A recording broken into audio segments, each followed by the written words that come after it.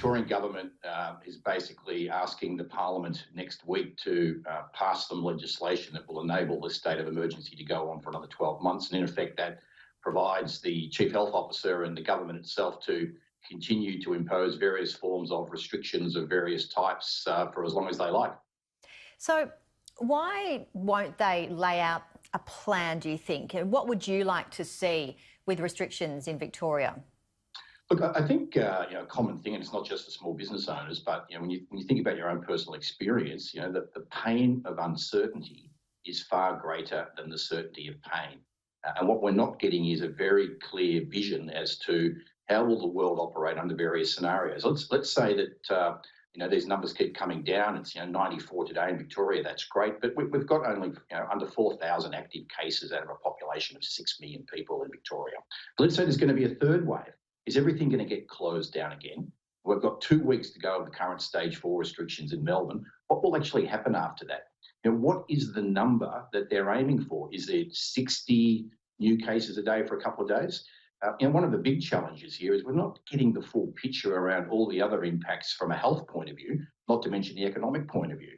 So, they need to make more visible the invisible so that we can have some more trust, so that we can shine some light, have the confidence that they know what they're doing. Because after all, this second wave, everything points to the evidence so far, being shown to us via the judicial inquiry, that this is the result of decisions made and poor implementation. So if they couldn't get it right a few months ago, what confidence do we have that they're getting it right now? And Bill, you have some confronting statistics about some people not getting their usual vaccines. Can you run us through them? Yeah, look, there were some reports this week from the Royal Children's Hospital here in Melbourne that there's a 20% reduction in parents with young children taking their children to the hospital to get the normal vaccinations they get, against things like measles and mumps, rubella, etc. So that's a 20% reduction on that. We were talking to the general practitioner organisation recently. There's a high percentage reduction in people going to their GP. There's a lot of people that are very, very scared.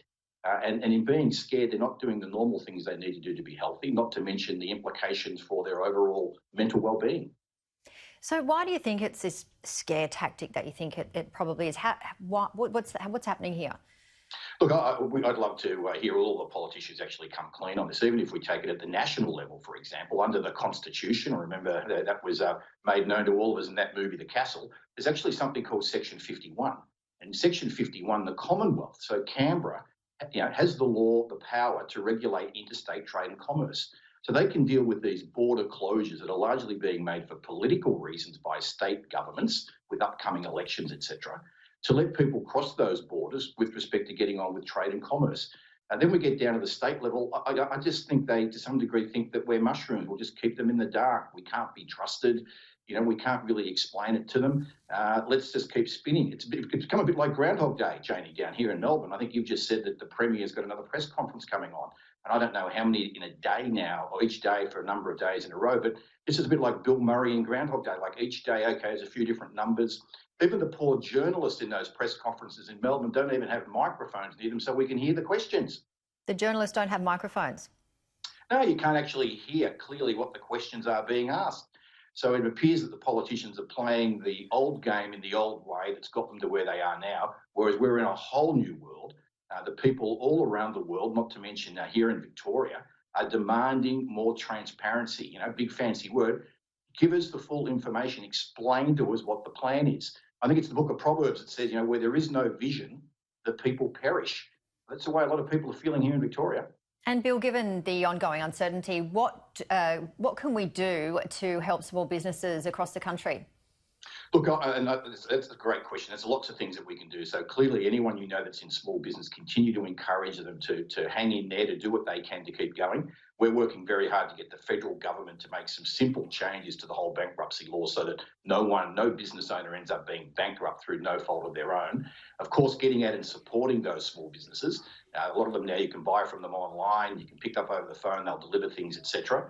Keep well as opposed to staying safe. Let's keep well. There's only 3 or 4 key things we all need to do to ensure that we don't catch this particular thing.